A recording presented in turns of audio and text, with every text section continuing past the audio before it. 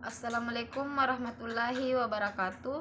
Nama saya Sarlina, NIM 1931040044, kelas PJKRA 2019. Di sini saya akan menjelaskan materi sejarah gerakan pramuka. Sejarah pramuka di dunia. Gerakan kepaduan Scout Movement didirikan oleh RSS Baden-Powell dimulai pada 25 Juli tahun 1907, yaitu saat diselenggarakan perkemahan di Browns Island, Inggris selama 8 hari dari tanggal 1 sampai 9 Agustus yang mengalami sukses besar. Gerakan yang juga disebut Scouting atau Scout Movement ini bertujuan untuk pengembangan para pemuda secara fisik, mental, dan spiritual. Pada tahun 1908, Baden-Powell menuliskan buku tentang prinsip dasar kepramukaan Scouting for Boys, yang artinya pramuka untuk laki-laki. Selanjutnya, Jambore Dunia. Tahun 1920 merupakan tahun yang sangat berpengaruh dalam sejarah pramuka, di mana untuk pertama kalinya diadakan Jambore di dunia. Dewan Internasional Pramuka yang beranggotakan 9 orang boro dan biro pusat di London. Biro Pramuka Putra Dunia memiliki 5 kantor wilayah, yaitu Costa Rica, Mesir, Filipina, Swiss, dan Nigeria. Untuk putri memiliki 5 kantor pusat sekretariat di London dan biro kantor wilayah di Amerika Latin, Arab, Asia Pasifik, dan Eropa. Selanjutnya, Jambore Dunia pertama dilaksanakan di Olympia Hall, London. Peserta dari 27 negara, dan pada saat itu Baden-Powell diangkat sebagai Bapak Pandu sedunia. Selanjutnya, sejarah pramuka Indonesia.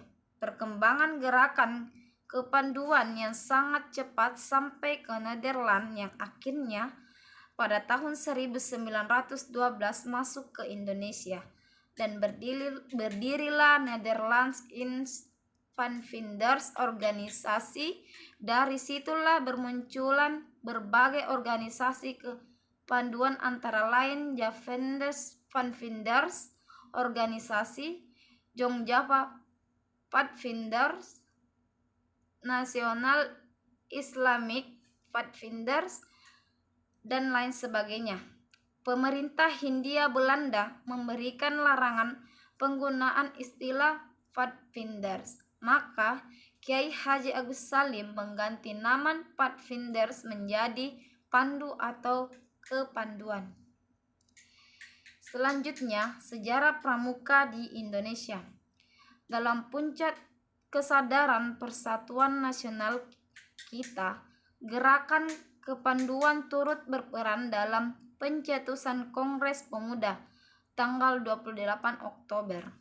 Semangat ini terus sampai dengan Kongres Pemuda II, sehingga kongres tersebut berhasil.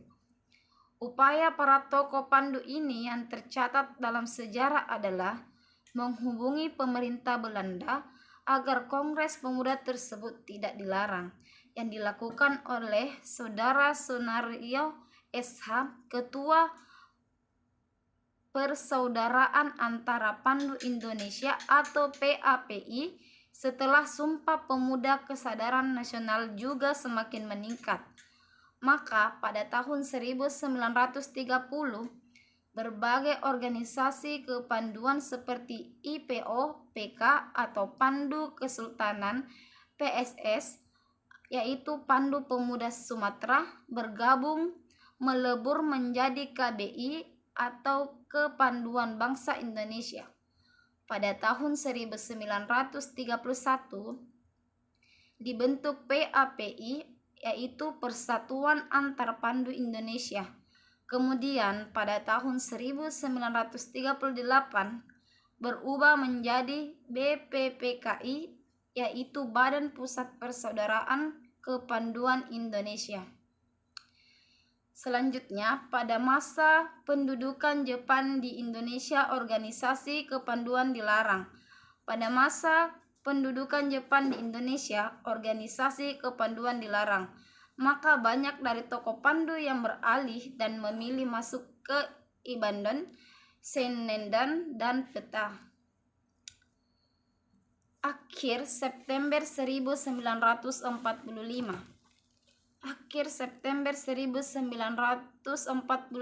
di Gede, Balai Mataram, Yogyakarta berkumpul beberapa pemimpin Pandu, KBI, HW, SIAP, dan lain sebagainya untuk membentuk Panitia Kesatuan Kepanduan Indonesia. Anjurkan bentuk satu organisasi Pandu seluruh Indonesia. Bentuk Panja percepat Kongres Kesatuan Perpaduan Indonesia setelah proklamasi kemerdekaan kembali dibentuk organisasi kepanduan, yaitu Pandu Rakyat Indonesia pada tanggal 28 Desember 1945 dan menjadi satu-satunya organisasi kepanduan. Panja Kesatuan Kepanduan Indonesia diperkuat 3 tokoh KBI, Dr. Sutarman Subagio Kurnia dari Jakarta. Mereka membawa amanat Kiai Haji Dewantara, Menteri PKK, menganjurkan agar bekas pemimpin kepanduan Indonesia menghidupkan gerakan kepanduan kembali. 27 sampai 29 Desember 1945, Kongres Kesatuan Kepanduan Indonesia yang hadir mantan-mantan pemimpin kepanduan KBI, SIAP, Taruna Kembang, Tridharma, Al-Watoni, Hizbul Islam, Sinar Pandu Kita, Kepanduan Rakyat Indonesia, Pandu Kesultanan, Pandu Indonesia, Pandu Pasundan, yang semuanya berjumlah 300 orang. 28 Desember 1945, Suara Bulat Pandu Rakyat Indonesia membentuk organisasi Kesatuan Kepanduan dengan nama Pandu Rakyat Indonesia, didasarkan atas Pancasila menurut rumusan ketuhanan yang Maha Esa, perkemanusiaan, kebangsaan, demokrasi, kedaulatan rakyat Indonesia, keadilan sosial. Sidang MPRS 19 November sampai 3 Desember 1960, Dasar Pendidikan Kepanduan Pancasila. Perlu diadakan penertiban dalam sistem kepanduan pendidikan. Kepanduan diintensifkan, menyetujui rencana pemerintah mendirikan Pramuka Kepanduan, dibebaskan dari sisa-sisa badan polisme menjelang 9 Maret 1961, Sri Sultan HB ke-9 dan Brigjen TNI Aziz Saleh melaporkan bahwa 60 organisasi kepanduan dan tokoh-tokoh Pandu Indonesia setuju untuk dipersatukan. 9 Maret 1961 pukul 22.00, tokoh Pandu dikumpulkan di Istana Negara. Bung Karno pidato tentang pentingnya persatuan dan kesatuan dalam pendidikan. Membubarkan organisasi kepanduan untuk lebur menjadi Gerakan Pramuka, dibentuk 4 orang panitia. SHB 9, Menteri PPNK Dr. Priyono, Menteri Aziz Saleh, Menteri Ahmadi. 9 Maret dijadikan sebagai Hari Tunas Gerakan Pramuka. Pada tahun 1961, organisasi kepanduan di Indonesia terpecah menjadi 100 organisasi kepanduan dan terhimpun dari 3 federasi organisasi, yaitu IPindo, Ikatan Pandu Indonesia, berdiri 13 September 1951, POPPI-Indo, Persatuan Pandu Putri Indonesia, tahun 1954, dan PKPI, Persatuan Kepanduan Putri Indonesia. Sadar akan kelemahan terpecah-pecah, akhirnya ketiga federasi yang menghimpun bergabung menjadi satu dengan nama Perkindo, Persatuan Kepanduan Indonesia.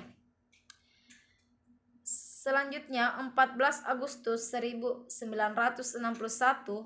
Gerakan Pramuka diperkenalkan kepada rakyat Indonesia. Apel besar diikuti anak dan pemuda di Jakarta, dan di tempat-tempat lain juga diselenggarakan. Presiden melantik Mapinas, Kuarnas, dan Kuarnasi. Penganugerahan tanda penghargaan dan kehormatan berupa Panji Gerakan Kepanduan Nasional Indonesia kepada Gerakan Pramuka untuk dijunjung tinggi dan dipertahankan kemuliaannya.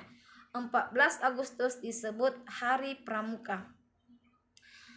Selanjutnya, pelaksanaan Jambore Dunia tahun 1924 kedua di Ermelunden, Copenhagen, Denmark. Tahun 1929 ketiga tahun di Arrow Park, Birkenhead, Inggris. Tahun 1933 keempat di Godol, Budapest, Hongaria. Tahun 1937 kelima Vegelezang, Belomedal, Belanda. Tahun 1947 keempat di Maison, Prancis. 1951 ke-7 di Salzkammergut, Austria. Tahun 1955 ke-8 di Sutton Park, Sutton Coldfield, Inggris. Tahun 1959 ke-9 di Makiling, Filipina. Tahun 1963 ke-10 di Marathon, Yunani. Tahun 1967 ke-11 di Idaho, Amerika Serikat. Tahun 1971 ke-12 di Asagir, Jepang. Tahun 1975 ke-7 di Lillehammer. Mungkin itu dari presentasi saya, semoga bermanfaat. Jika ada kekurangan mohon dimaafkan. Assalamualaikum warahmatullahi wabarakatuh.